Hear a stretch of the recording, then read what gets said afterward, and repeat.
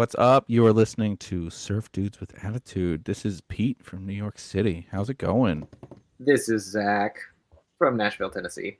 And from Hershey, Pennsylvania, I'm the producer, George Howell. Thank you, George. Thank you, Zach. Well, we made it. We made it to a second week. Thank you. Thank you. It's great to be here. I didn't prepare a speech. For coming. But do you think, was there any part of you that thought that we weren't gonna be back, that this was just like a one-night stand? No, I think I know you well enough to know that you're dedicated to whatever you choose to do, and you'll do it till the wheels fall off. You'll probably do it beyond that. So no, I had no doubt. And we've just started, So as far as my own, pretty sad if we just stopped, right? Yeah, I mean, as far as my own endurance, so far so good. I had some. Okay. I feel like this second episode took on some changes, which of course we'll get into, but some shifts. It felt a little different than the first episode. It did feel a little different. As we said, pilot episodes usually they have this idea, and then it's just kind of, it goes up against the will of the people, and they have spoken, and they're like, we like this, we don't like that, and the focus groups feel vindicated. Sometimes characters are completely gone. As we talked about last week, the Garrison family already notably absent from this episode outside of Matt and Jenny. No parents, no little brother, Dennis. No shitty little brother. He was in the intro though, so the intro is the same, right? Uh-huh. Yes. Okay. I'm gonna have to look more closely, but I was so no, it's identical. This episode. Okay, good. Yeah. I was, like you said last week, I was genuinely looking forward to the second episode. So here we are, and I read the synopsis, and I was like, "Fuck yes!" It's music oriented, but I think as we watched this episode, the music was I felt a little robbed that we didn't get more musical aspects, but we did get a full song, and we will get some. We will talk about. There's the Battle of Bands episode. That's what it's called. Originally came out September 19th, 1992. So we're going to talk about that, and hopefully, Zach, while you may not have gone to high school or lived in California, as we learned last week, you definitely have probably been in the Battle of the Bands at some point. So we're going to delve into it. All right. Sure have. Are you ready? I'm so ready. I've never been more ready. All right. Well, we're going to test that out. So we're going to open up at Sharky's again, which it's a great place. I think we find out in this episode that Tony flippantly says, like, Sharky has me working late. So I thought this was just named after a shark in the ocean, but this is actually named after the owner, that kind of that, lovable Rubenesque Italian man. I guess his name is Sharky's. He seems out of place. He seems like an Italian Brooklyn archetype, and he's running some mahi fish themed restaurant for children out in California. I mean, there's a backstory that we need to see. Yeah. Do you think it started as for children, or do you think it he started getting this clientele and he's like, all right. I guess that's it. And they're like, hey, I work here at Sharky's. I'm Tony. Exclusively use child labor. Yeah. Can I get my band to play here? And he's like, I guess so. I don't know. Bring your friends and rich enemies. He originally wanted that stage area to be like a poker room for his buddies, that he thought that this was going to be a cool speakeasy. It looks like, there's it hugs, it hugs the side. It looks like it could have like a curtain that's drawn, Exactly. That's the champagne room where all dirty shit goes down, where the stage is. And I'm not, this isn't Restaurant Impossible podcast, but I'm saying there's a lot of open room in this restaurant that they could be utilizing more. If they want turnover and they want people to get in and out, there's just a lot of walking room. And I get that that's for cameramen to walk through, but I'm just saying. Yeah. It's something to think about, guys. It sure is. Well, I wish I could hang out there. frankly. I think Sharky seems pretty If good. you went to high I would have school, loved it as a every high school had one of these things. Just come on, Pete. just a restaurant that you went to during the day for hours. Oh, come on. You would surf before school, Ah, then you would go to class, and all your friends would be in the same classroom, as we've seen in shows like Saved by the Bell. And there'd only be about 6 to 8 kids per class, and you'd be pulling pranks and hijinks the entire time. that seems pretty regular. That's about right. Yeah. Speaking of school, we find out during this first scene that is the last day of summer, and Sly is going through great growing pains about it. He does not want to go back to school. We don't Not find really. out what year they're in, and I think that's definitely intentional because they don't know how successful this show is going to be. And they did this on 90210 as well, when originally they were something like they were juniors the first year, and then it got really popular, and they just bumped them back to 10th grade because they're like, shit, we got to keep these kids in school as long as possible. So I think a little that's going on by being purposely vague, but they all look like Sure. they're over 18. So, but we're gonna assume that they're juniors. But anyway, they're all upset. This is the last day of summer. So we asked last week, when is this? And we finally got an answer. It's the last day of summer. So they did Yeah. their Sweet 16 party, their first gig, and then we see Tony has a subplot where he wants to get an earring. Do you remember? That's why he's excited about school, because he's going to be the coolest one there is. Mm-hmm. He says girls dig guys with earrings. Did you find this to be true? When did you get your ears pierced for the first time?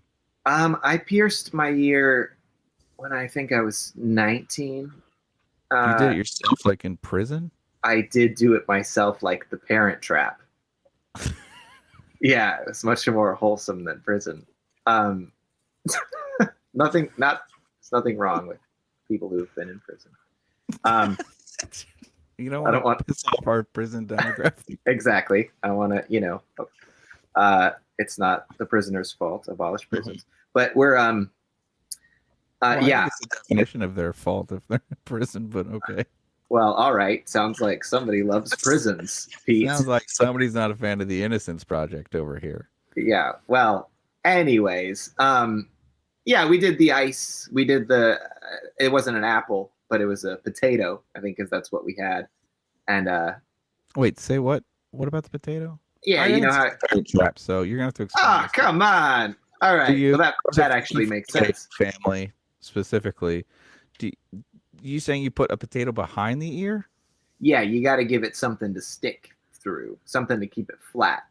So it goes potato, ear, ice. Remove the ice. Potato, ear, needle. And then where the needle and the potato and the ear begins and ends all becomes a blur. So wait, you put a piece of potato in front of your ear, and then it's small. It's not the whole potato, right? It's like a potato slice. Okay, and then that's to keep the needle straight. It's to keep your earlobe flat. It's like this. I'm demonstrating with my hand. Imagine my hand is a potato slice. In the Parent Trap, they used an apple slice, so that's why I made the comparison there. Did you If get an you'd seen infection? that movie? No. Did you get an infection at all? No. Yeah, a little. All right. I don't know why I said no, but it wasn't bad. Like I think I did everything I needed to. I used a surgical needle. I picked that up at my local feed store because they also had General store. yeah, they also had veterinary tools and equipment for farm animals. So I got a surgical needle.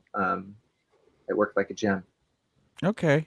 Wow. So did you pierce your right or left ear? My left ear, because at the Okay. time I was still At the time, that straight. was the only Yeah, that was the only one legally allowed for boys to get.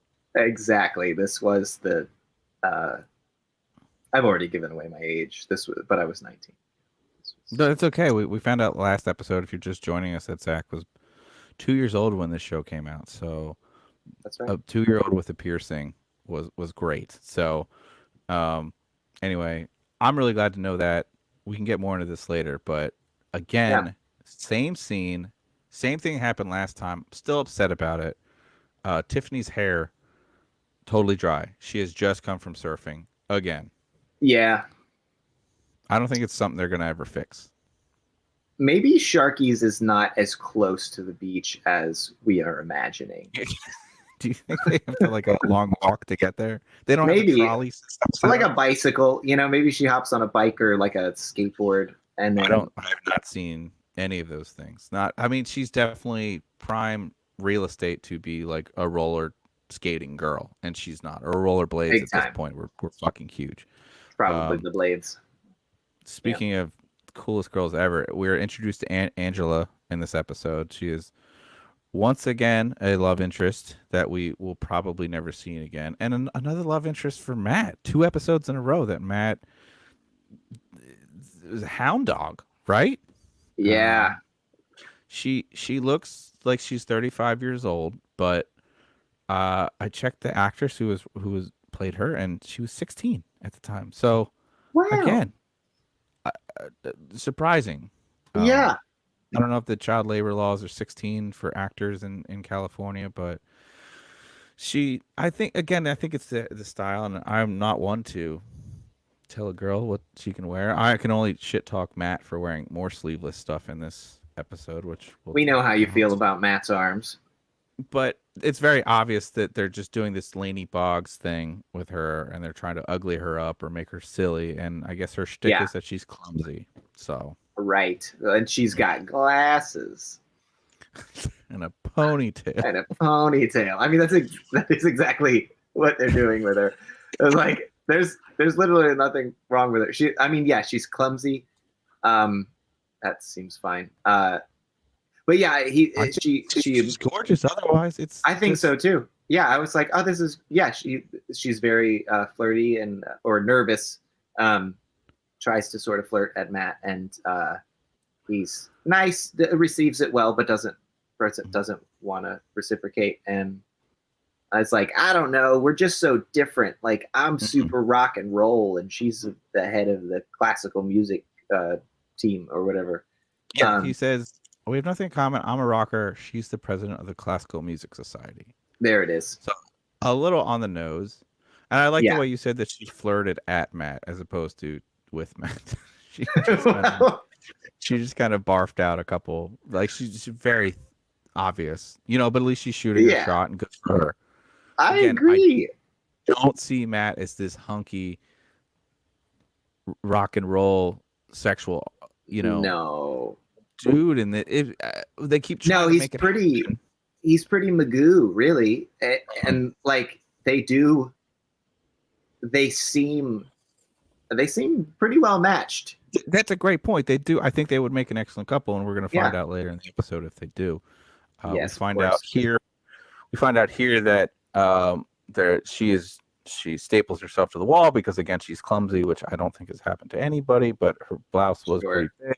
Flouncy there's a battle of the bands 1 week out. Again, I don't know how this band keeps not knowing about the stuff that's going on, but I guess they're just not good at social media back in 1992. They want to perform at this battle of the bands, but Matt is reticent because every year they have lost out to Bradley and the Billionaires. So I have a question. Yeah. They make it seem like they've lost this thing multiple times, not just once, but multiple times, and not just maybe the Battle of the Bands, but another gig. But on the last episode, that was their first gig. It's been at least a year since the last episode. I'm glad we got to this. I've been holding it in, and as soon as they said that, it's like, we're just gonna lose again to Bradley and the Billionaires last year. It's like, wait, an entire year has passed. I don't think at least. I think they're retconning this stuff. I think they're just like, okay, that worked because it was the first episode, first gig, blah blah blah. Now we're just gonna jump into it. So okay, so we've already been a band. They've been a band now for a bit, but I don't not. know. Time is a flat circle for California Dreams, and it's another thing in this episode that I have found out that comes up later. But their band name is just California Dreams, not the California Dreams. It's just like Mm. Pixies, which I always fuck up. It's not the Pixies, it's just Pixies. I So we're fucked gonna that up constantly too. be screwing that up for this entire podcast. So please stop with the letter writing campaign that I know is gonna follow. Take it So easy, everybody. that's it. So not they don't want to battle the Bradley and the Billionaires. I don't know. We don't get to actually hear Bradley and the Billionaires in this episode, but they look like they suck. They And look if, like they suck. and if they're actual billionaires, they don't really need this. They have no stake in the game. Like this is just a Yeah. hobby for them at It's best. like a $500 cash prize, which is $1,000 and $66. Sorry, Yeah. which is $1,066 in today's money. So nothing to sneeze at. Like last week, it was $250. Now it's $500. So if we're doing the math rule, like next gig is going to be like $1,000 gig. like that is like not just high school. Absolutely, that would have been huge. Like Yeah. that is decent. Period. That's I mean, fuck. Like I remember I was in 4th grade and we went to Disney World and my parents gave my brother, my sister, and I $50 each. And I was legit like, it was around the same time. I was 10 years old, so exact same year. Inflation was not a big deal in my head yet, and I was like, $15. I'm fucking killing it. Yeah. I was Well, and you literally know like, what I'm it gonna spend 10 on souvenirs, and I'm gonna invest $40 in the bank. I well, didn't. and you know what it like being in a DIY band. That how recently, and it could be as recent as today, would Mhm. that cash prize be tempting? $1,000 today, basically. Yeah. That's what it would be. I mean, I just think of how fast it would go. Like that money you would obviously have to pay some of your band members because they're not core members. You'd have to pay for transportation getting there. If anybody has a stipend, you'd have to do it. If it was out of town, you have to pay for lodging. If it's gas, you'd have to book shows around it just to kind of make that anchor date count. And then if you're promoting it at all, like you're spending money on that. So like $1,000 wouldn't even really cover like a big gig if you really wanted to do it properly. But and the whole point of the battle of bands, like you don't even know if you're gonna win. But this is Sharky's. This is the place that they go every day, anyways. You think So, that like, they would have like a leg up on it because Tony's in the band. Yeah, I'm thinking, but I think you're adding extra. Well, you answered the question honestly, and you know, it sounds like your overhead has grown since high school. Since elementary school, yes, it has. So that makes sense. That now it would not be. But you're right. In high school, my first band, this would be fucking amazing. Yeah. And if you guys stick around, on the extended show, we're actually going to talk about our battle of the band situation. So stay tuned for that. Yes, we are. So we jump from there immediately to the garage. Sly's like, I did my job. You know, I'm putting the fire in them. They're gonna fucking play this show. We start hearing them play a song, which again they just do these short snippets of a song, and then later in the episode they're playing the full version. But I noticed Not this time. No. This is not. No, I was Well, they did that last time, and I suspect that they will continue to do this. I thought it was going to be when they come back around and they play the full song. Spoiler alert: they play a full song for a battle of the band. I thought it was going to be more of this song, but they're different songs. This has like a this time refrain happening, yes, and then the other song is If You Lean on Me, and it's a different tune. I want to hear more of This Time, which is what it's the only words that they have, but it's I don't know what it's called. I'm gonna guess Maybe it's they're this. just working it out, and they're like, we got this hook, and we're just gonna write a song around it. The first thing I noticed with this song is that Jenny is just going crazy. She's going like full Star Spangled Banner at the Super Bowl kind of Oh thing. yeah. Her voice is perfectly mixed. There's a beautiful backdrop of a Tom Petty poster, which actually that makes sense. Like Matt would be like the Tom Petty in this band, like just a good dude, no scandals, you know, just small town guy. You know, petite, thin, very well dressed and neat. Yeah. That is him. They're singing into SM57, which is a kind of a standard mic, but Mhm. with this, it's miking everything. No monitors again. The same amps as the first episode. If you guys want to listen to that, I did notice that the playing wasn't matching up. I don't know if you noticed that, Zach. It just whereas Yeah. last time there's a little more effort put into it, but this time, especially the bass, was like pretty off. So Yeah, because there Matt's were trying. some little some walkies happening over the bass that you could She was hear doing but you could not see. yeah, she was doing a lot of walking bass lines and That's pickup what you notes. call them, right? They, Pete, they, I Pete, the think bass player, we call them walkies. walkies is sure. That's what we pocket groove players call them. Yep. Hey, cool cat, give us the walkies. She loves that chromatic scale. She's just going kind of up and down between 3 to 5. So she's just loving that C scale. Mm-hmm. Great. Yes, gotta love it. So I don't, and then so Bradley comes in from the Billionaires. He just walks in. I He don't know if strolls in. is he out running? I don't know. Does he live close? The whole point is that like, oh, we're gonna play it because Bradley has moved across town. They won't be performing or something, but Mm-hmm. apparently he has just moved to a bigger mansion and they will be performing. So why is he in Yeah. this? What did he cross 8 Mile to like hang with like the poors? That are the Garrison family, or at least the Garrison siblings, minus shitty Dennis and the parents. All right, take it easy on Dennis. He's not here. We're never gonna know, but he shit talks him, and he's like, "Guess what? We're playing, and you're gonna lose again."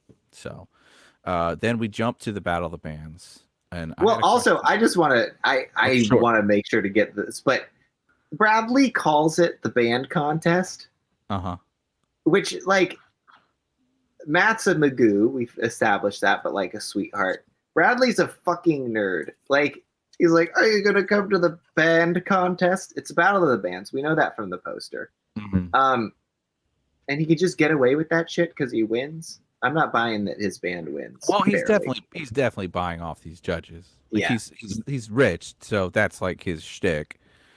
But you're right. He's total prep. He's got the archetypal sweater thing, which I have literally every time I've seen somebody actually wearing a sweater around their shoulders like that, I'm like, are you cosplaying as something? I cannot believe that people actually do it.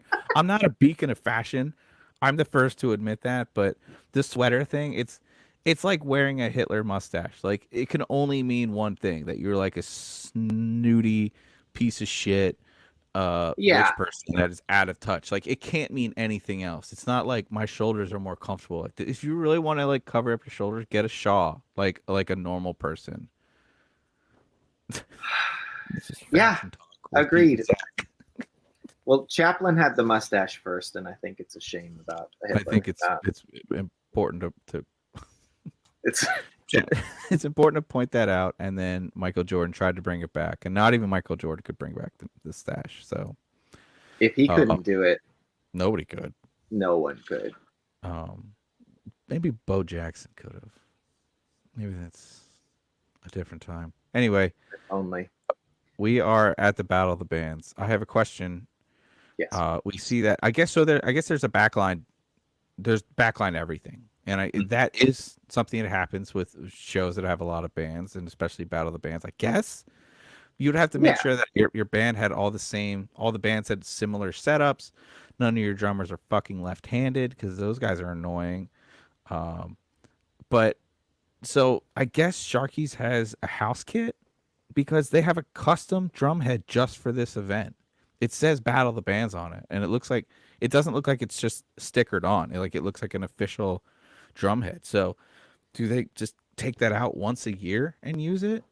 Do you think it's Sharky's, or because Angela and the two other judges that we do not meet, but we know that Angela, the adorable Klutz, is a part of this, and she's kind of the host for the Battle of the Band. She's the one that does the speaking, introduction of the bands.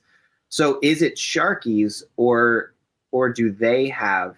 Because she's the one who set up the poster. Like, is she the producer, the show producer? I Is think this like she's a producer, maybe not the producer, but no. This says Sharky's Battle of the Bands on it. So on the drumhead? on the drumhead, Okay. and you can get a custom Yeah. drumhead for like $50 to $100, depending. I mean, you can get them for more, obviously, but that would be. You're right. That would be more the actual Battle of the Bands that is paying for that. But it has to be always at Sharky's every year, I guess. But Yeah. it just seemed like a crazy expense to me. So we're shown a variety of bands all using this equipment. First is some kind of flat picking country band, and but it should be mentioned that we don't actually hear what any of these bands play like. It's just we Yeah. hear kind of some generic music that has a twang of whatever style they are, and I think we kind of got robbed a little on what could have been kind of cool, musicianship, but maybe it's better. I think so too, but I also like that would have been very fun to write. I think that song, that medley, would have been really enjoyable to write. Where you had to, I mean, it's more or less the same chord progression. It's changing a little bit with the genres, with like different lead lines and different production happening. So like, yeah, there's like a kind of country picking band. So it's a lot of fucking rules. Like I know everybody's like, lame. It's like, no, that's with you. I got a 0 because Sly is like, of course, influencing the judges. I don't know how. He's just, it's just a shtick. It's a gag. It's for children. I haven't forgot that, but somebody got burned at a couple Battle of the Bands. The second band I thought was a surf band, but it's actually Bradley and the Billionaires. It's Bradley and the Billionaires. They put a surf feel to it, and I'm like, okay. I was like, their surf shtick is that they're all wearing suits, and I was like, is this a ska band? But this is by far the most egregious as far as like pretending to play. The drummer in the background just looks like a complete asshole. The bass player, his bass is on the wrong shoulder, and he can't even hold the bass properly. And the guitar is just completely miming. That one upset me the most, if we're being honest here. Well, and that one was electronic too. It sounded like. So the instrumentation didn't match it, which it wasn't necessarily supposed to. Yeah, that's true. For sure. True. I have to keep that, but that I would really like to rehearse out what that actually would sound like, because it looks like obnoxious. It's like avant-garde jazz. Yeah, we do not like Bradley or his band. We don't, and it's because of the discrepancy of wealth distribution. Absolutely. We'd see a metal band next. I thought they had a Moog player, but I guess it's just the same keyboard with a stand. And I was like, that's kind of cool. But the metal band doesn't have a bass player. It's 2 guitarists. It's like the band Floor or Torch, Yeah. What if they're really fucking awesome? But yeah, it's just classic headbanging bullshit.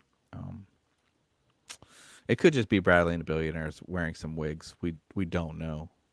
We don't know. It looked like there was a lady member, and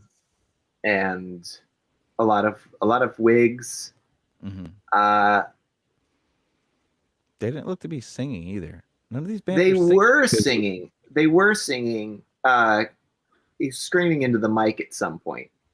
Okay, but it wasn't matching up with the song. I just kind of because the medley didn't have any lyrics whatsoever, so it was kind of like a, yes, this is what they're playing, but also it's not supposed to match up, but also like it a little bit is. Yeah. I think they could have made it match up better. I don't know. I liked that they just played a medley and then changed the genre like for every band that came on. It felt like a risky choice, or maybe it was a bit of a mother of invention. They didn't have enough time to write 4 separate songs that were 8 seconds apiece. It's definitely a time element of how many songs you want to write for this fucking kid show. It's almost like the writers cared more about making comedy than they did about making a realistic band melodrama. Come on. So speaking of realistic, we jumped to the kitchen. I thought we were going to get a whole judging scene and all that, but apparently like a very integral congressional runoff. Wait, apparently they have to have a runoff because um, it was just too close to call, and we've been scarred with that as a country. So we immediately knew what a runoff was, and the next day they still don't know who won, and then Sly comes in and says something like he overheard it. It's such a bizarre. Oh yeah, he was looking for his car keys in the like vent, in the air conditioning vent. Wink. So like, why didn't we see that? So it's like you either have like a scene where they're like, okay, we're gonna tally up the judges. Oh no, it's a tie. We're gonna have to go to a runoff next week. Or you have a scene where Sly is trying to find out who has won, and he climbs up in the vents. They don't do either of that, and it's just the next day. It's kind of lazy, but okay, sure. You don't get the results right away, so next week we're gonna have a show. So I guess Sharky's had nothing going on next week. If they did, was the show bumped? It just seems like poor management on Angela's side. That's all I'm saying. Sure. And there was a whole thing about like, we're gonna do a coin flip. Why didn't they just do a coin flip for it then? Well, it was a battle of the bands, not a fade off. So I know we didn't see all the bands, but what we saw 4 bands, and then out of those it was a tie, and there's only 3 judges. So you would wait. The fact that there was only 3 judges, how did it become a tie? I think because Angela was the deciding vote. So that I guess she just hadn't voted. She was just like, I can't decide. I have test paralysis. You guys gotta do it again. You're both too good. You have to both do it for a second round. I was too distracted by Sly's shirt in this scene to really delve into the ins and outs of this. It looked like a screensaver that he was wearing. But I will say in his defense, I genuinely laughed at one line in this. It was ending the scene, and they're like, Sly, you shouldn't do that. That would be cheating. And then he just genuinely says, kind of funny, he's like, what's wrong with cheating? So this this might happen once per episode that I'm like, okay, that was a well-delivered line. And all right, not bad. So then we go to Sharky's. Yeah. Okay. Scene of the crime, if you will. Matt is sleeveless once again. Showing off those gunnies. I get it, but I have a question about this shirt. I think he's wearing a shirt of. So I don't know if you saw it. It's a white shirt, sleeveless, and it's a picture of a guy on a motorcycle. They're again trying to make him a badass, right? He's a bad boy. Okay, he's not, but okay, sure. I'm pretty sure on his shirt is Lorenzo Lamas from the show Renegade. Now, cool. This was a show that lasted from 1992 as well to 1997, so same time frame. And although NBC was not in possession of the show, came on USA Network. NBC acquired that show, that network, in 2004. So there should be a whole conspiracy theory about what it. I'm 95% sure that it's him, but it's the writers, the wardrobe department. They're trying to make Matt the bad. It's great, and that was a great show. Mm-hmm. Okay, well, you didn't like Renegade? Why? I loved Renegade. I can't believe you saw Renegade. That's blowing my mind right now. I watched the whole first 2 seasons recently. It was great. Oh, it is still slaps. I don't know how to answer that. It's boring a lot of times because it's like the same plot over and over again. But the main bad guy in there, like just a little piece of trivia about Renegade, because you're on the California Dreams podcast, obviously. The main bad guy is also the writer of the show. So he just totally just implanted himself and he's even at the end, like the end stinger of like, he's like Jessica Fletchering and like typing on a typewriter and pulls up the sheet. And like, that's every single thing under his umbrella is him. But he's the bad guy. He's the one that orders the killing of Renegade that accidentally kills his wife. Yikes. To tell this. So it doesn't matter. I'm saying we have to move on. I would love to talk about Renegade much longer, but No, we have to. You're right. anyway, Maybe in our Patreon we'll talk more. Join our Discord and we'll have more conversations about Renegade. We keep launching shows. We have to stop. We have to focus.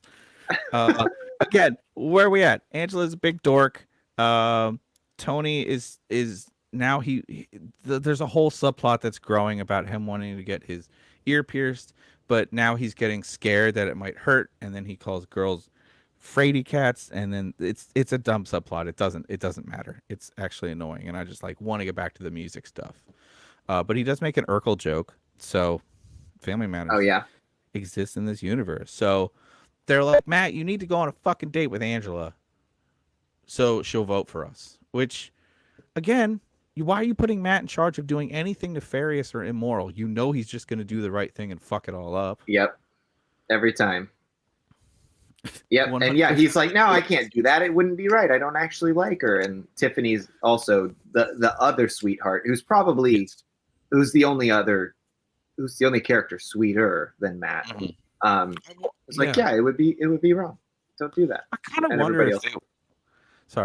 wonder if they would have put Matt and Tiffany together had Matt stayed on longer, because she eventually ends up with Jake. Don't tell me. I can't. No spoilers. Sorry, she is married to the sea, and she just surfs. That's it. That's beautiful. Mm-hmm. She's the type. Her hair never wettens.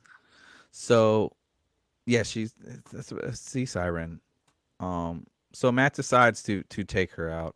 They go to this restaurant, which is the most generic looking, I guess, Italian restaurant, because it has the red and white checkerboard placemats, and tablecloths. Yeah. Matt is not comfortable with this because, again, he's a rocker. She's classical. Yeah. I mean, come on. They're from two different worlds. How could this ever work? They're the Montagues and the Capulets. Exactly. And they show up and he's like, hey, it like gives her a compliment, but he doesn't do it right. He fumbles over it. It's like, hey, you look different. I mean, better. I mean, not like you're bad before, but you look nice. She's like, yeah. She's got her hair down and she's wearing contacts. Mm-hmm. She's still just clumsy. But why doesn't she normally do that, though? I mean, do you wear contacts? Do you wear glasses? I wear neither. Yeah, so this is really a podcast about two people with excellent vision. There's so many fucking like four-eyed twerps around us in our life, and it just feels good to like talk to somebody else who's gifted like I am. I don't know hardly anybody else who doesn't need glasses. I did not know this about you. This is why I would be scared to death to put contacts in. Same. I could never touch my own eyeball. Those people that do it, I'm like, you are a psychopath. Yeah. My vision can't go bad. I'll poke my eye out. I'm an ageist, 100%. But you know this. Also like me. See that segue? Matt, love it. There is literally about 7 seconds of silence, and Matt is like, nope, this is not going to work out. We're obviously two different. And that's me. If there's even on this podcast, if there's 10 seconds of silence, I'm like, this is a dumb idea. We shouldn't have done this. I'm so sorry. So he says, I'm from rock and roll and you're from classical music. This isn't going to work. Or he's like, oh, I like the Beatles. And she's like, I love the Beatles. And he seems so surprised that she has heard of this Beatles band. The Beatles. Mm-hmm. Yeah. And then she mentions that she was at a U2 concert last week, and he about loses his fucking mind because he was also at U2 and Bono sweated on him, which, wow. Just wow. And I had to look this up. They're like, did you get the new album? I had to look up what the new album was. 1992. It was probably filmed in probably same year. So Actung Baby.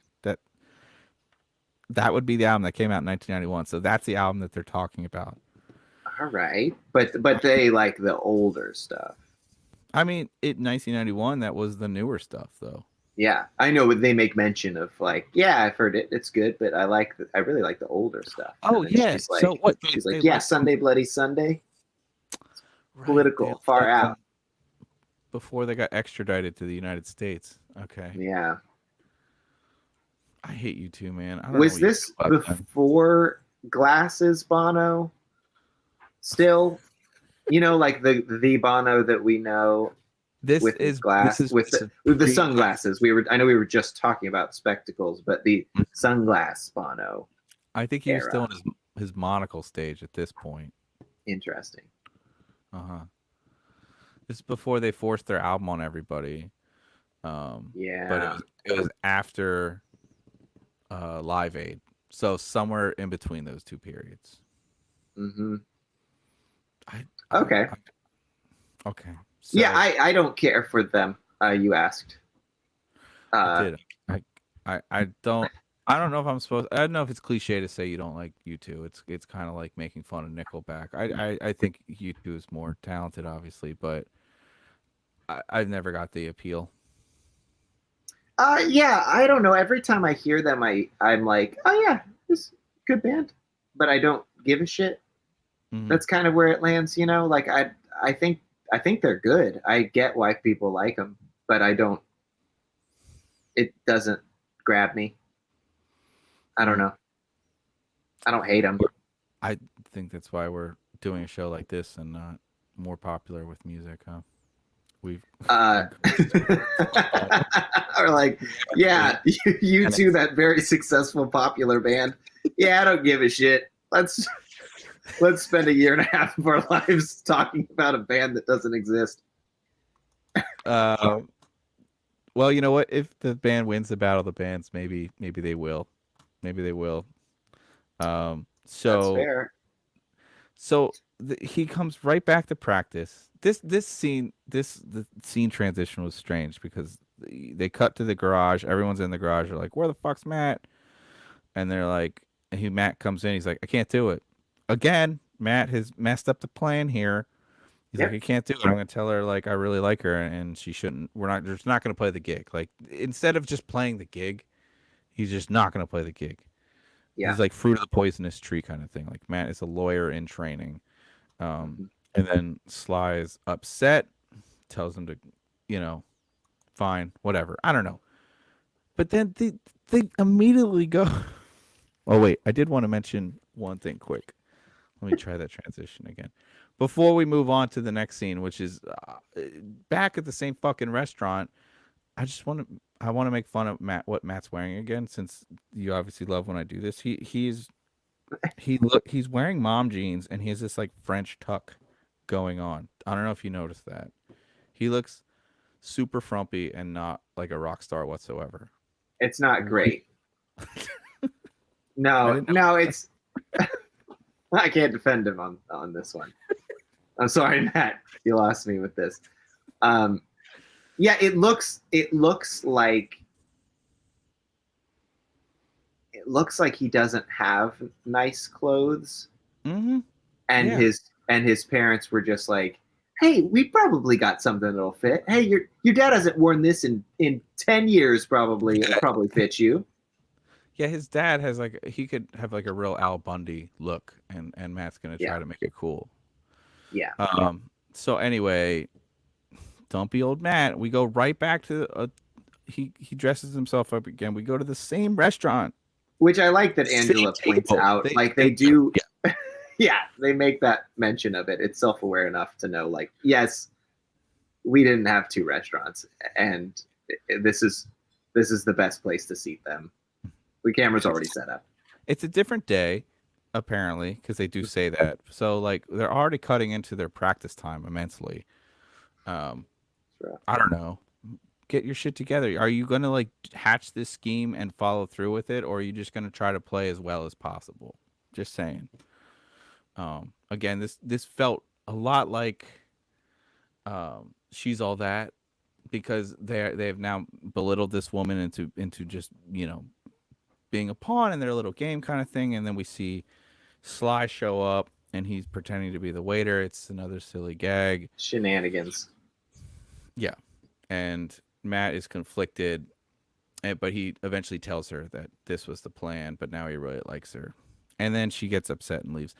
And I kind of want to say the whole gag is that she leaves and tries to go out the wrong door, but that's bullshit because I do that like once a week where I try to go out the wrong door. That has nothing to do with being clumsy and just uh, totally on the establishment for not clearly marking which door I'm supposed to exit through. Hey, Pete. So I want, yeah. This might be maybe a moment of self-discovery for you. What? Maybe you are a little bit more like Angela in certain ways than you had previously. Where you were going with this? Like if you're seeing someone who exhibits a certain trait, and you are like, that's entirely normal. It's like that sounds like you might have that trait then. To the wall. What other dumb shit did she do? When's the last time you wore a flouncy blouse? Okay, true. It's been a bit. I have never lit my menu on fire. I was actually sticking up for Angela here. Okay, you're saying it's the establishment's fault, and it's not her fault in this situation. Yeah, it didn't sound like you were picking on her. Okay, good. Because I would never. We would never. No, I need to know. Is Angela in any other episodes? No. I hate that. Never see her again. Not that I want her to like continue being like the butt of Matt's friends' jokes, because that would just continue. You know, they kind of just like make fun of her behind her back constantly. Well, not that I want that, but I do want more of Angela in general. I think she's we kind of got this like makeover, like pseudo makeover thing with her, but this is like a classic thing that they do in sitcoms and especially shows like Saved by the Bell and California Dream. Like you have somebody as a plot device for one episode and then they're gone, and then they're never spoken of again. There's no continuity. They might bring them back if they really made a splash, but otherwise the writers are not going to concern themselves with like keeping this person, unless they're Tori Spelling or Aaron something Spelling. I did like is that yes, they had kind of a makeover moment, but only when she's out on these dates. She's basically wears what she normally wears. She's got her hair pretty much consistent when she's there at Sharky's, when she's hosting the Battle of the Bands. She's wearing glasses. She contains multitudes, this one. And I like that they didn't. It would have been easy. I know I'm not going to jump or spoil what happens later on, but it would have been easy to just be like, now she's quote unquote hot, and then like, she's never looks that way again. It's like, no, she still does that. She's going out, so she wears contacts here and does her hair different because that's how she likes to dress up. And when she's just casual, she's hanging out in her like sundresses and flouncy blouses and glasses and hair up. Is flouncy a word? Flouncy's a word, baby. Okay. All right. Would it matter if it wasn't? No, but you've used it so confidently 2 times that I'm going to try it in Scrabble and see what happens. 3 times for those who are counting. There we go. So you might edit the first one out. To break in quick, flouncy specifically regarding dresses is indeed a word. Thank you, George. Thank you. Thank you, George. That's why he gets paid the big bucks. So we go back to Sharky's again. And once again, we get robbed of like Bradley and the Billionaires are just ending their song. We don't get to hear it whatsoever. And that sucks because I really kind of want to hear what they bring to the table. I want it to be like kind of good, but very douchey. Yeah. Like I want it to be, yeah. Like because so they only could be winning because there's a lobbying bribery situation going on. So like that would be a cool plot point if they like completely sucked but they always won because like their dad is on the judging committee or something. Like right, because the jock always votes. There's Angela, there's a jock. Who's the third judge? Some rando. Okay, so the rando did love like they voted for the California Dreams, or sorry, Okay. California Dreams. Thank you. California Dreams. The jock is Exclamation. easily paid off. Yes. And He's a- Angela, I think, was not. So I think Bradley was like, hey, how about some gifts from my But rich dad? what makes you think that she's going to do her job this week? She couldn't do it last week. Right? Now it's only between two bands, and I think you fraternizing with one of the bands is definitely against your ethics policy as a judge, right? Just saying. Yeah. When he does ask her out, it's like, hey, you want to go out tonight? Like we got a week until Battle of the Bands Part 2. We got to make sure that I win this band contest. And she says yes. I think yeah, in general, this is the least believable part of the show as far as Angela's character is concerned, because I feel like she would have gotten the invitation to go out and been like, hey, I'm a judge on this, and I take this seriously, and it's in a week. Can we go out the week after that, regardless of results? Like, I think she's be so objective horny about for that. Matt. She's so horny for Matt that she can't wait. This is what she's been wanting for a long time. Maybe this is her long con. Maybe All this right. is why years ago she started, campaigning to be a judge on this and to be a manager and to buy that custom drum head, because one day she's going to get to test Matt on his love for her. That's again Interesting. This is developed. your position of power to date. I have new things to consider. Okay, so now we hear the Dreams, and they're just sitting there with their instruments at the table. So they just go in and they plug into the same amp. They don't mess with the levels or anything. Tony does not adjust the seat or the cymbals, so he's not even bringing his own breakables, which is unheard of if you're even if you're backlining. And so we hear Zach mentioned earlier, we're gonna hear a song called "If You Lean on Me." We're gonna hear the whole song. Did y'all notice anything about this song? Did it sound familiar? Yes, it did sound familiar. Yes, it did sound familiar. We had a listener chime in and tell us why it sounded familiar. This song called "If You Lean on Me" is almost identical to the song "I've Been Missing You" by John Waite. This is where I'd normally put them side to side, but then we would totally get copyright stricken, so I'm not going to do that. But it has this, it's a lot of this, it's a different key, but it's almost the same chord formation, and it starts with kind of like a brooding bass line. It's the same thing. It's the same song. It's like Vanilla Ice. It is the same song. Oh, If the person didn't immediately be like, oh fuck, I have to bounce out this song for this show, this kid's show tomorrow. What can I steal from? And then this was it. He if he didn't do that directly, he definitely borrowed from it heavily. I'd advise you guys to listen to it and give John Waite a little boost in his Spotify rating this week.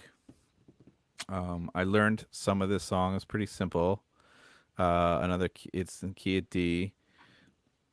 It's just 3 chords the whole way through. And I have to say, like, Tony's doing backing vocals. The crowd starts clapping on 1 and 3, and Matt stops playing guitar, but you can still hear the guitar going. But we're just gonna forget that because we're having a good time, and we shouldn't be that specific or critical.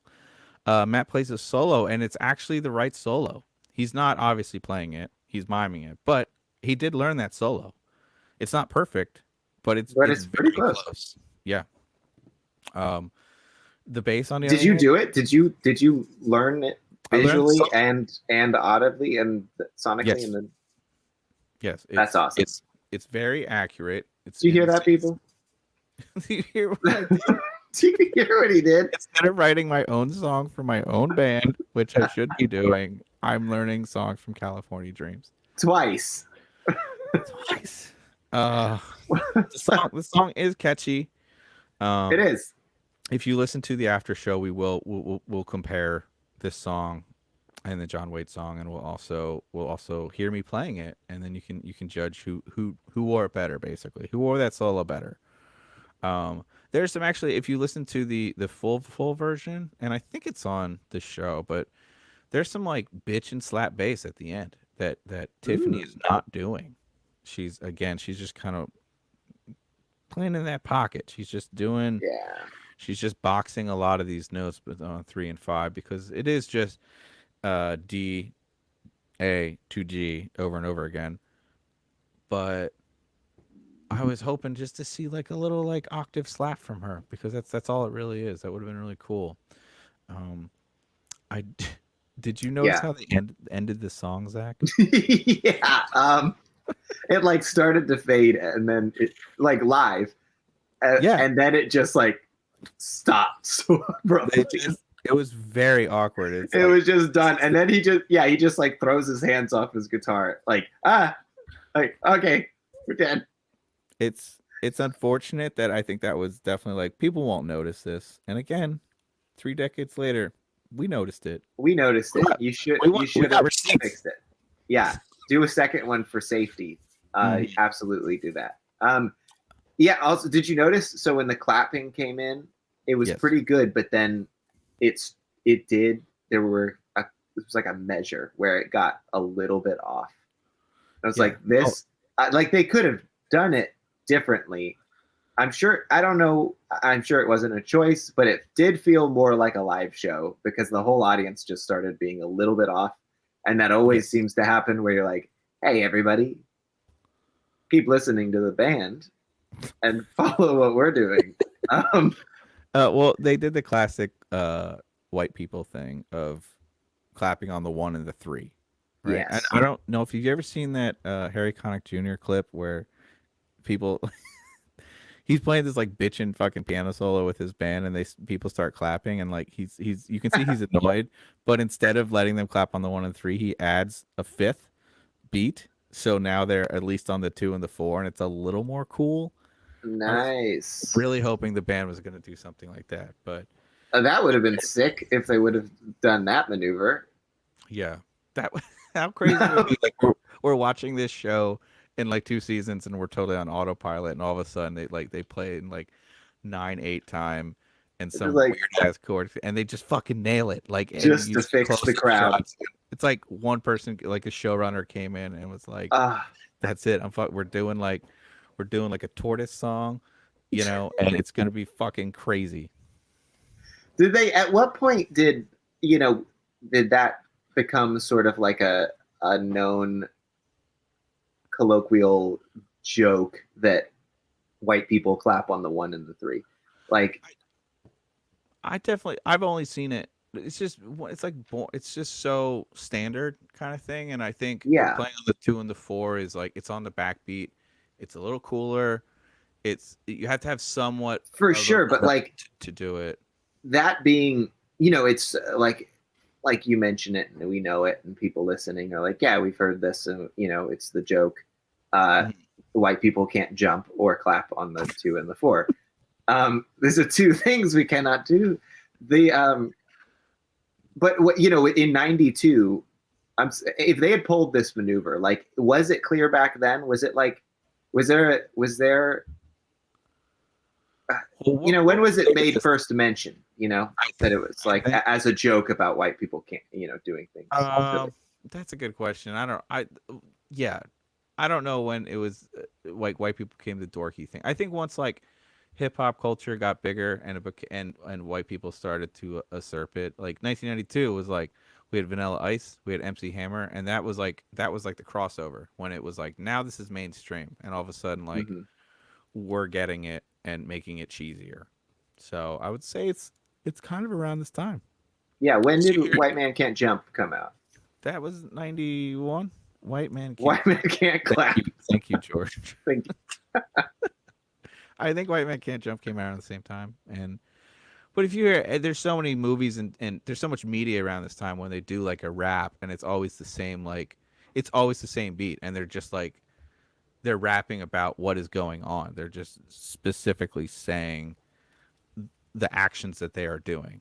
So yes, I know for a fact that Tony is tasked in this band with doing raps throughout this show. So For I'm sure. hoping he brings some great, very much needed rhythm to this band. So Well, that's my hope. we just got a message from producer George that White Men Can't Jump came out in 1992, the same year as this episode. Everything is matching up to this year. So. We're right there. So it was it just happened, and it was like, ah, man, they're clapping on the 1 and the 3. So after the most awkward ending live that I've ever seen, I noticed this, and this happened last episode as well, where Matt hands his guitar to Tiffany to like put away or something, and I was like, nah, man, that's not cool. You put away, Yeah. Unless there's unless you are running back to, even if you're running back to the merch booth at the end of the set, you put your own guitar away. That's just how it goes, Yeah. So I wanted to say that. Not cool, Matt. All right.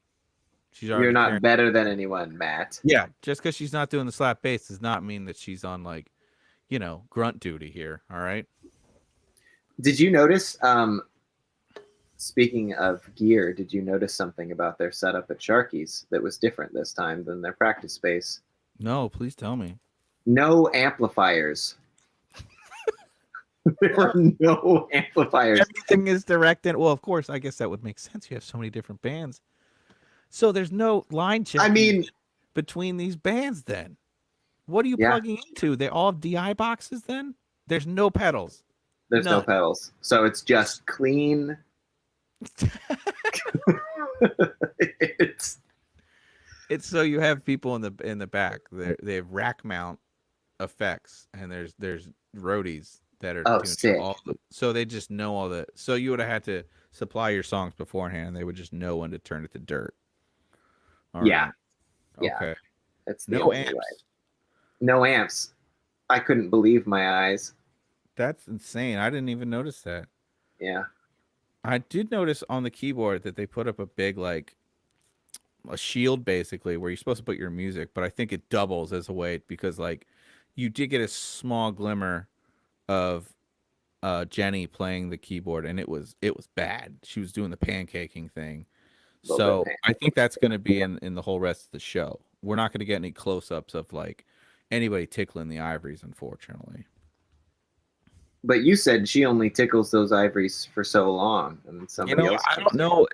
Maybe some of our listeners can maybe chime in on this if we have anybody the second episode. Should I tell Zach what happens, or should he just be completely, go? Should he go into this blind?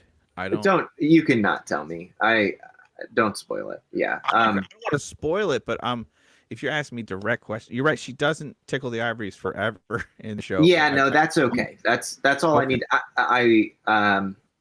No, I needed to know things like, are we going to see Angela again? Okay. Yes, and I guess I can say that we're not going to see Angela again. But I think that's more just the style of these shows. They don't want to pay these people more than one episode. You get like a day rate basically and a SAG card and get the fuck out of here. So, okay. So speaking of Angela, who we never see again, Matt goes up to her. Oh no, I guess they decide who's. They're like, we now have the results. We're not. Yeah, and Matt doesn't think that it's going to be them because he goes and he congratulates Bradley on winning. He does. He does. Bradley's like, "Good luck." Yeah. And yet he literally farts in his hand and like throws it at him. It's really and then Matt's like, "Yeah, you might win everything, but you're still a loser." And then the crowd, the canned ooh, we hear. Well, I mean, that's what we know from our badass Matt. Yeah, sick burn. So anyway, they do have a decision, and wouldn't you guess it, the California Dreams have won the Battle of the Bands. What? Sly gets his 10%. I'm assuming we still have not found a percentage that Sly is officially getting, and I still think they're gonna split it evenly because they're sweet. and they consider him a member of the band, and they're just going to do a flat split. But I think certain members are going to fight this as time goes on. Maybe. Who knows? I think it won't last forever because I think there'll be certain things that he goes, hey, you never would have gotten this show if it wasn't for me. And they'd be like, yeah, but you never would have had this job if it wasn't for our band. And also, you didn't do anything this time, so we're not going to give you as much.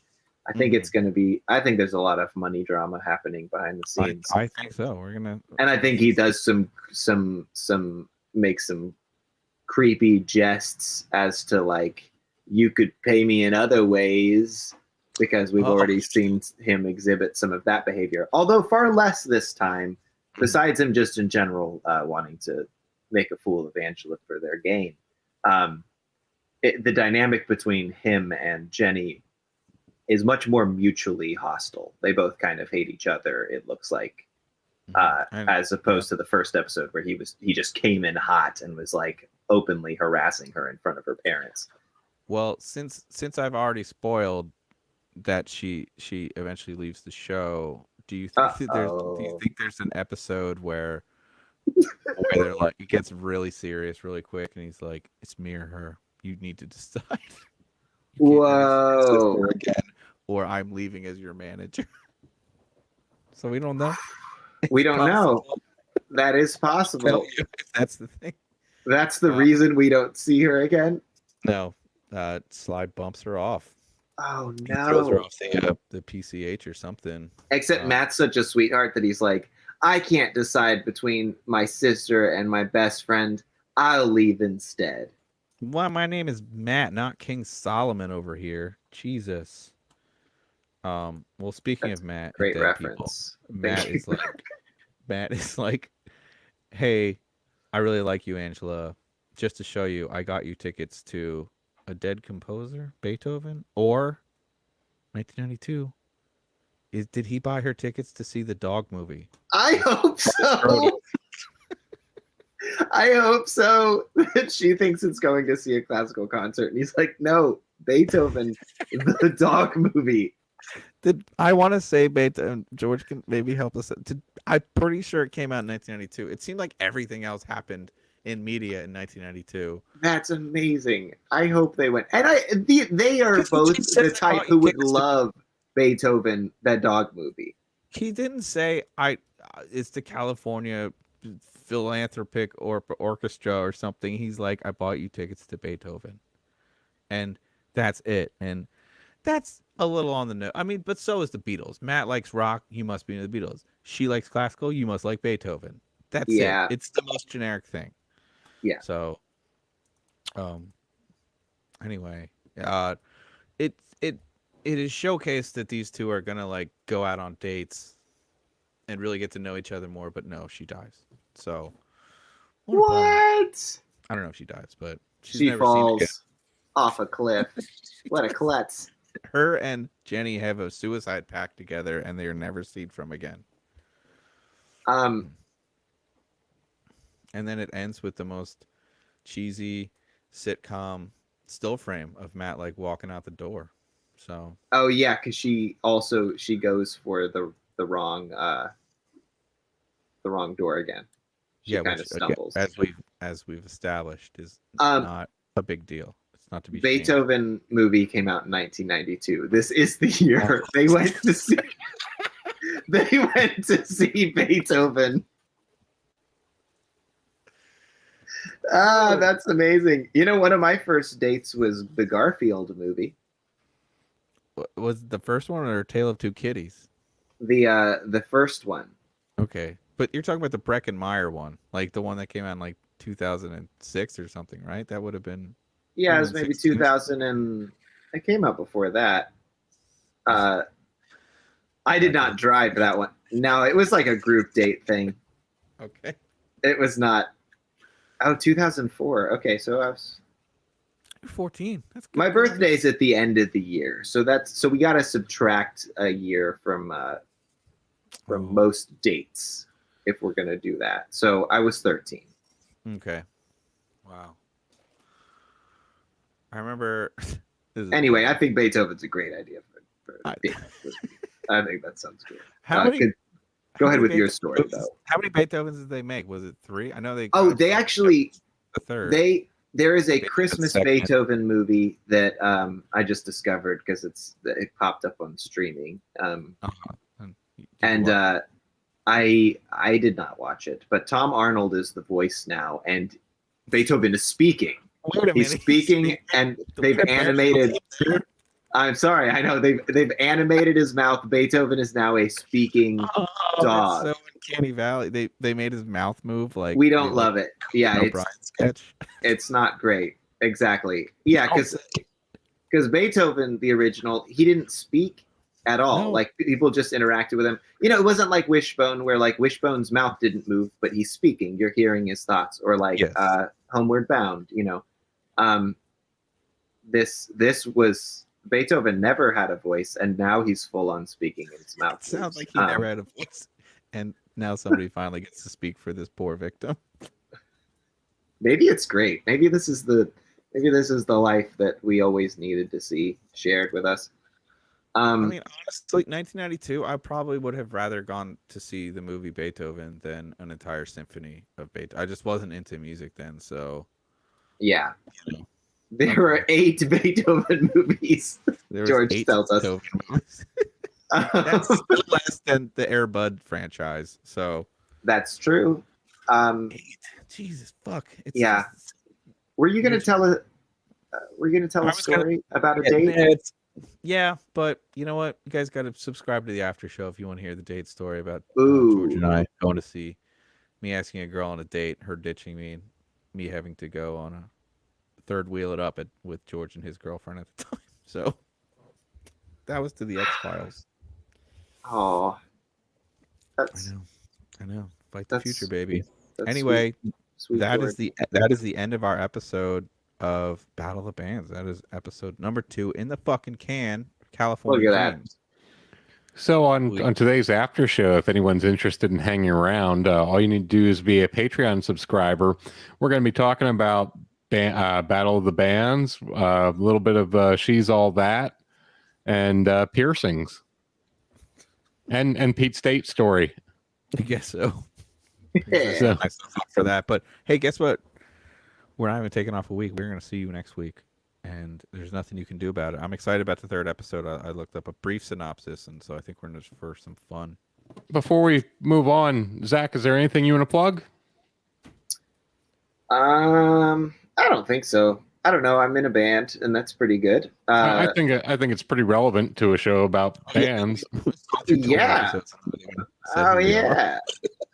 Yeah, I wondered if you wanted to do that, or if Yeah, it's bring just- out some credentials.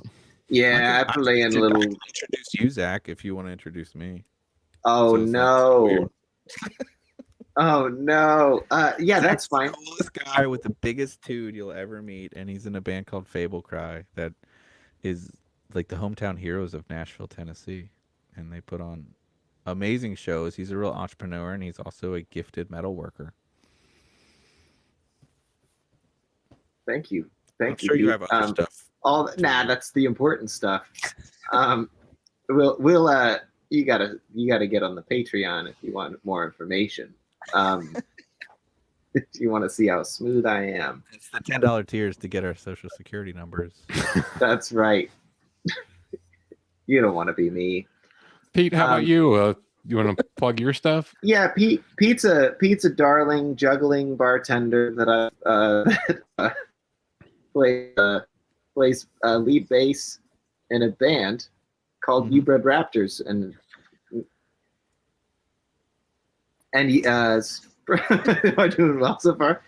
That's Man, no, I don't know. I fucking love your band. It's like instrumental, big old bass, You big guys old sing- cello, you guys drums. You have the thing that's got that X factor. You have that thing that will make you. We're get not signed. comparing, or we're not no Oh, you. I compare to despair constantly, sir.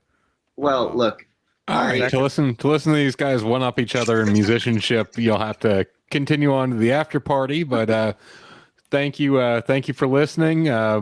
We can find more information about the show at surfdudeswithattitude.com. You can join our Patreon and get access to all of our extra content at patreon.com/surfdudeswithattitude. Thank you all for listening. Thank you. Thanks.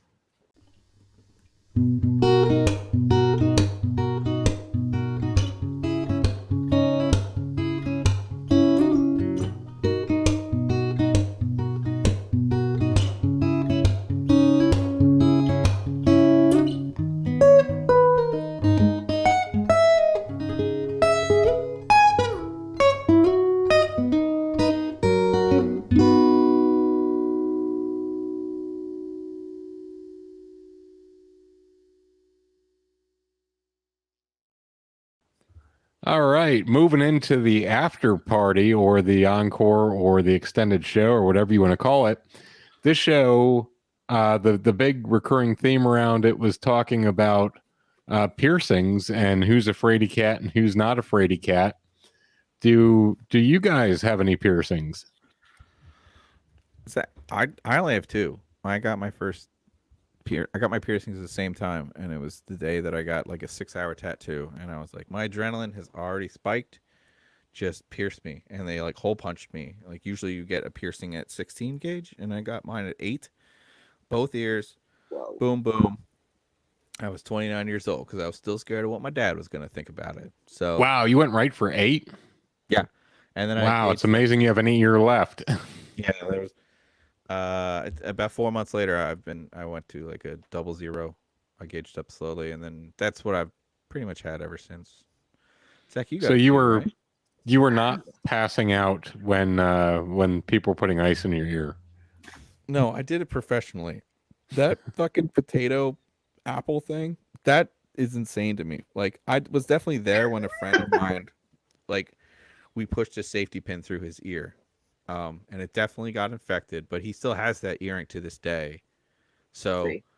and he's never done anything with it really. He's just had the same one almost. So, I know this It's happens. still the but I safety just- pin. It's well, I was Get it out. are you punk rock or not? I was surprised to hear about the potato or apple. That wasn't a thing. I mean, I got my ear pierced around the same time as you. I was kind of upset because we were talking about getting piercings, and then you jumped the gun and beat me to the punch.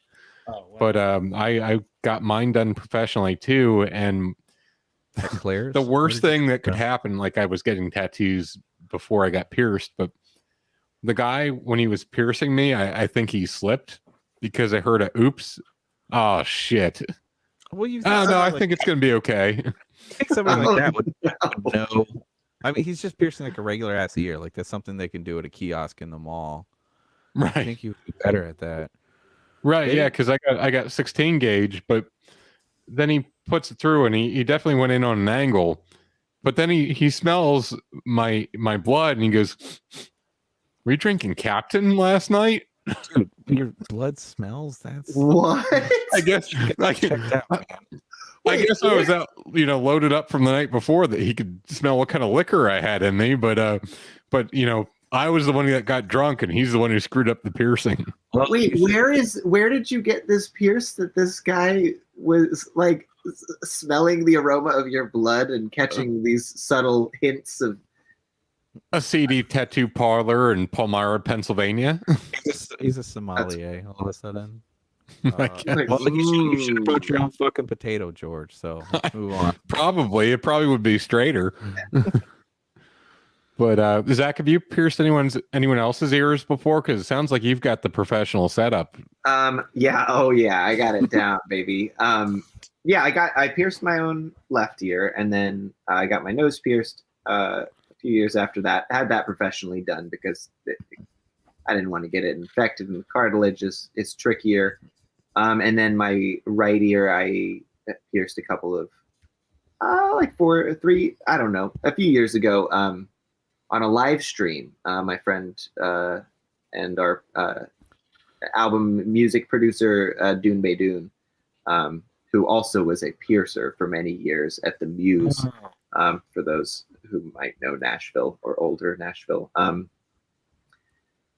so yeah, he came on and did that. We talked about the music and the album, and then he pierced it. And yeah, I've pierced my brother-in-law's ears. Both ears. I think we used an apple that time. We had it. I think there might have been. How old was I? 24, 5 probably. Better. Okay. So That's cool. what is the weirdest produce or root vegetable that you have used for a piercing? Have you tried a turnip yet? No, see, it's got to be. You gotta have a starch. Yeah, it's gotta be soft and cork-like, so the needle can go through it easily, but that it doesn't get lodged. A pear would work well. When we do our first live show, we need to take a volunteer for a piercing. I'll do it.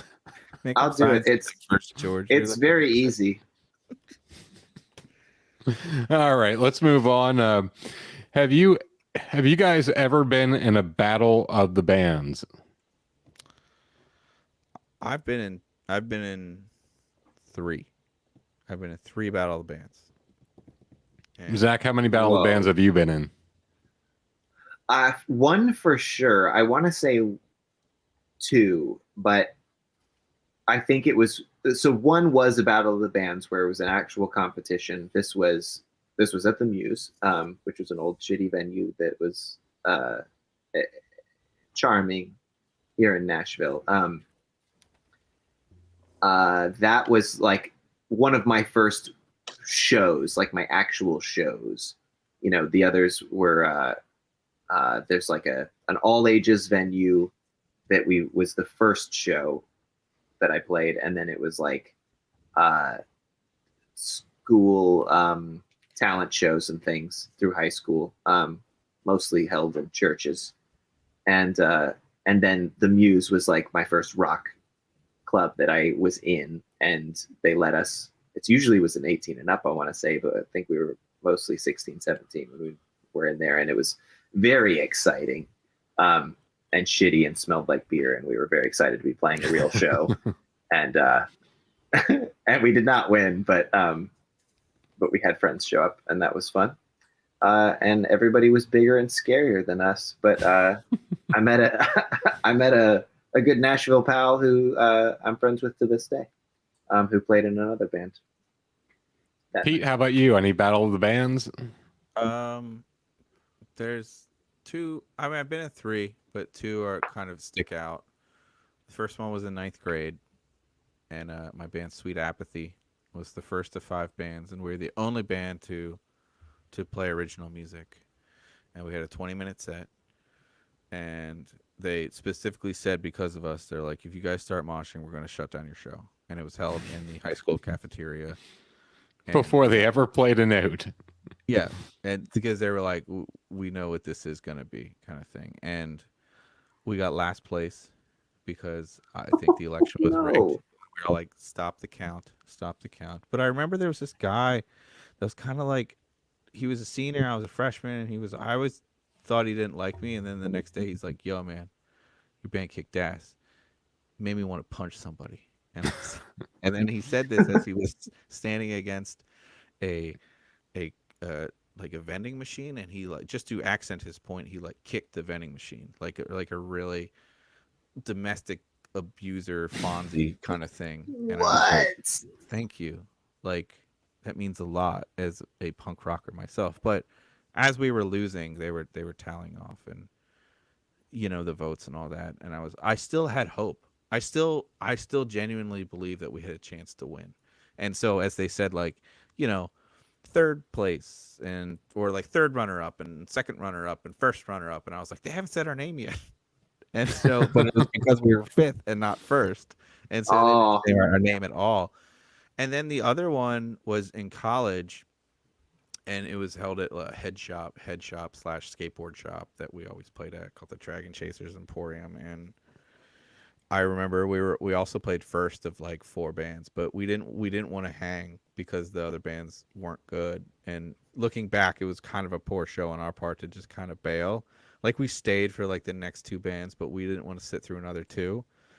and we're like, yeah, we're gonna bounce. So we told the person that was organizing it, like, hey, we're gonna bounce. Let us know what happens. And then the next day, she's like, you guys won. You realize that like we What? we had a thing at the end saying who won, and you guys weren't even here to accept the prize money.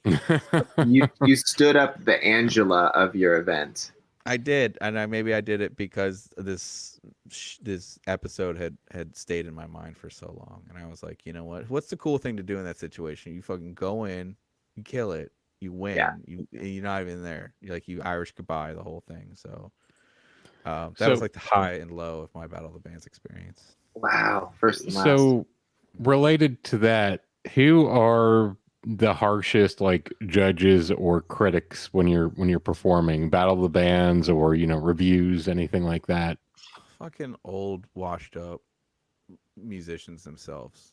They feel like other industry people who feel like that maybe they never got to where they wanted to, and it's so cliche for them to be so cynical and bitter about it, but it's definitely invasive in the whole thing because a lot of those people, they go to different avenues in this world. They become managers, they become booking agents, they become sound guys, they become like label people or whatever, and they just have an air of smugness to them, and they're like, you should have done this, and like you're not marketable, and they think they're just telling it like it is, but they're hurting our feelings. That's what they're really doing.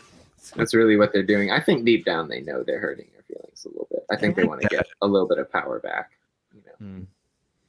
I would say so. that. Go ahead. No, I'd like who else would judge these type of things, like local celebrities. Like every year I do some of the judging for the Music on New York program. So they put people in the program to quote unquote judge who should be in the program for the next year. So I always feel like everyone's got their merit, but I kind of work behind the scenes and I kind of tell them like this band is terrible to work with. Like they're being really rude. They're not going to pay attention to the time or the permit and stuff. So they wouldn't be a good fit. So I guess we do it but our experience kind of shows us like what is going to work for longevity's sake. So maybe I just should be a judge. Maybe I can be smug finally. You've earned it. For judges, have you, I mean, not just judges, but have you or a band member or a band manager ever tried to get you to do something like date Angela or, like do something to advance the band that I don't want to say is necessarily unethical, but something that like you're just not into, that you have to shut up and just, play a kid's birthday party or something like that? Fucking wish it was that easy. I don't know, Zach, you're the good looking one in the crew. Like, have you ever had to use your sexual prowess to win a competition at a shark restaurant? It's funny you should ask. If I had a nickel, I would spend it.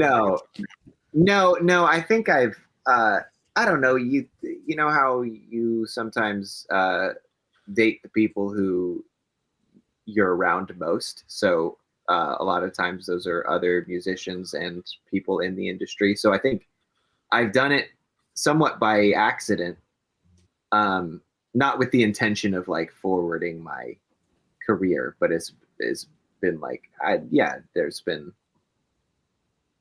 some of that. But no band member or manager has ever pushed my hand in that direction of like, how we could make it. I fucking wish there was like a casting couch for like bands like ours, because I would do anything. Absolutely. I'm confident in our music. Just point me to the set of genitals that I have to service to like make this happen. I've literally done everything else for this band. Like, why would I stop there? Yeah. So if you want to pledge like $150 a month to Patreon, Pete will do whatever it takes. $150 in $1992. That sounds amazing. You give me a ticket. You've been charging me too much, Pete. Thank you. So a big point of contention in this episode was with Bradley and the Billionaires. Boo. Who are your guys like worst band rivals? Like we had one friend who hated the commercials and he'd make like t-shirts and everything, screw the commercials or whatever. Like, I remember that band. what bands have you guys just like either hated to work with or had bad reputations, or you're glad you don't have to be around, or if you don't want to, kiss, if you don't want the kiss of death and you want to ignore this, that's totally cool too. We can't be shit talking billionaire bands because they're obviously listening. But Yeah, they'll just buy your label and fold it. on a more general sense, yeah, they're gonna Peter Thiel this entire podcast, and we don't want that. But in a general sense, Zach, you've probably dealt with like the rich kid bands that they have connections, they have ample resources to like buy on tours and play big gigs, and they always seem to like have a leg up, and like it's rampant. It's really hard not to get discouraged because you're constantly up against these bands that just like have a seemingly endless supply of money that they can just pour into this project and into social media, and they can pay PR firms, and they just are really good with social media because that's all their job is to do. They don't have any other source of income. That's it. I've definitely had to deal with shitty bands like that, and it sucks. And like if you mention it, you're looked at as like, oh, you're just jealous, and like fucking right. Yes, I am jealous. This is not fair. I've been putting in my time. Like, give me one shot. Like, we had a tour booked with a huge band, like an enormous band that I don't want to mention, and it was just gutting because there was another band that paid 18 grand and took our spot. And like that tour would have been life-changing. Like, it was only 17 dates, but still that was like 17 dates. It was like a month's time that we would be like playing arenas. And then this other band was just like, nah, like we can pay almost 20 grand to like open up for this band instead. And the that's obviously what they're going to do because like they don't have to take the financial risk on like a young band like ours with like, we weren't tested in a lot of those markets, but if we paid 20 grand, they definitely would have taken us. So I had a bitter taste in my mouth for stuff like that. Yeah, that's you got Bradley'd. Like this episode was very triggering. It was.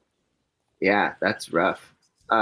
Yeah, I've had the first half of your experience, of course, like just being around ever since I started playing music, like just being around other bands and musicians who had resources and money for better equipment and better gear and better opportunities and more time because they weren't working multiple jobs, and so yeah, a lot of Bradleys out there.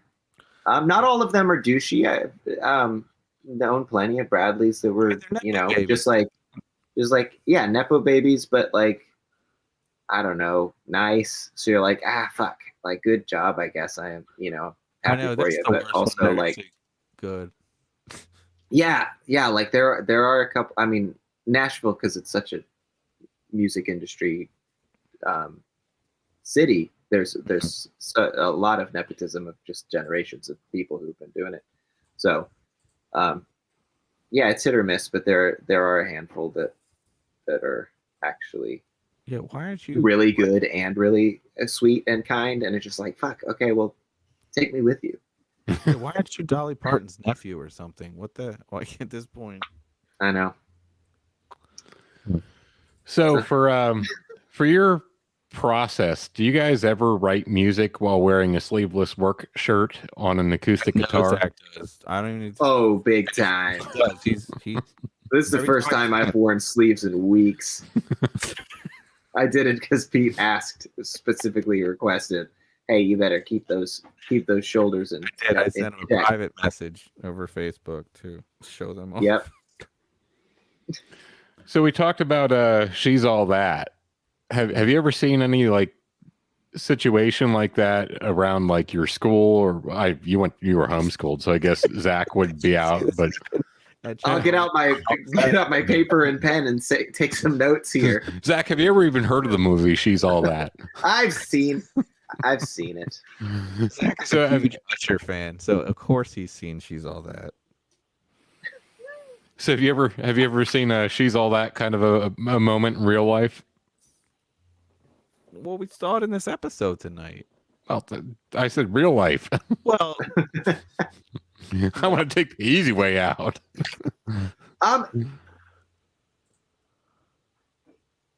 That's fine. It's a dumb question. Yeah, We'll- no, I we'll- mean, I think Maybe Zach was Laney Bugs. I Maybe- think maybe me. I think I Oh, you might were have been- you were she's all that. You had the glasses and the frumpy clothes, and he was dating Matthew Lillard, and then Yeah, and then I broke up with became him, and then I Paul became Walker. this.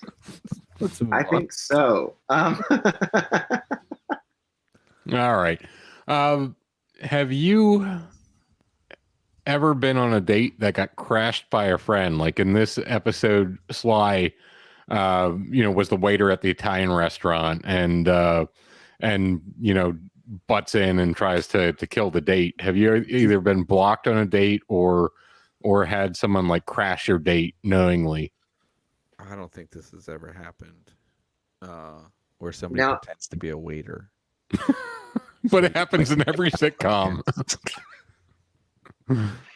Yeah, I never had.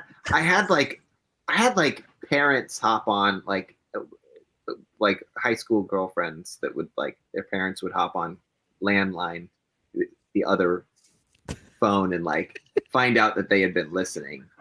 That happened a couple of times, or pop in and tell it, after listening for a bit, be like, hey, you gotta get off that phone. How do you even meet people as a homeschooled kid to go on dates with?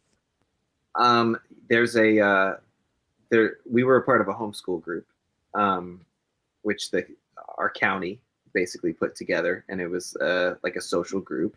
The parents had a board and decided and voted on different field trips and things that we would do together. So Ryan Remborg, one of my oldest friends, is still one of my best friends, and I met him in this homeschool group. I went to youth group for a little bit, so I met some people there. And then some of these people, exactly.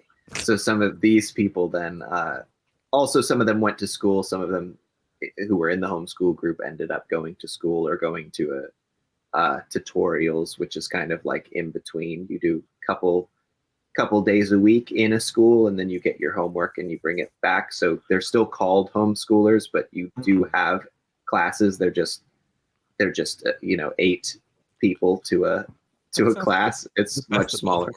It kind of is. And I didn't do that. I was homeschooled from home the whole way, but Ryan and some other friends were, so that gave access to broader friend groups. That's how I met 2 of my high school girlfriends. Wow. I was once on a date that was so bad. The young lady that I was dating had no opinion on anything. Didn't have anything to talk about. It was just like out to dinner and like me trying everything I can to have a conversation and nothing happening at all. And Pete called me and said, "Hey man, I have a flat tire." And I was so dumb, I thought he actually had a flat tire. So I didn't way know. too enthusiastically, because the date was so horrible, packed her up and, hey, I got to help my friend. He's got a flat tire. I think the technical part of that story is like you texting me being like, please save me. And then you didn't realize he was saving you. You were just like, oh shit, Pete. I was so stupid that I packed her up and drove over to his house and then started hanging out with him. And my date was hanging out with his sister. And I just didn't want anything to do with that anymore. And his sister eventually came by and like, dude, you have to go take her home. Like you can't just like stop here. Oh Did you- no, she was just So hanging out. This would make sense. What's that? Did you puncture my tire so this story would check out? Yeah. I sabotaged myself. Yeah, so that was pretty bad. But have you when you guys were playing, have you ever solicited the audience for the clap, the 1-on-3 white guy I clap think that's a great during the last show? question. That's a great last question for this. Yes, I have. I did it in my solo days. I used to play a version of Tetris solo bass with looping and stuff, and just to get people into it, I would do the clap. Unfortunately, I'm guilty of that. I'm sorry. It was probably on the 1 and 3 too. I think I'm pretty good about doing the 2 and the 4. But yeah, I've encouraged a clap or two Yeah, People like I'm it. not It's like ashamed. shitty. Some people like it. Some people get into it. I've only done it, I think, a couple of times. It's when the audience demands it, George. You just wouldn't get it. I'm too dumb to Yeah. know.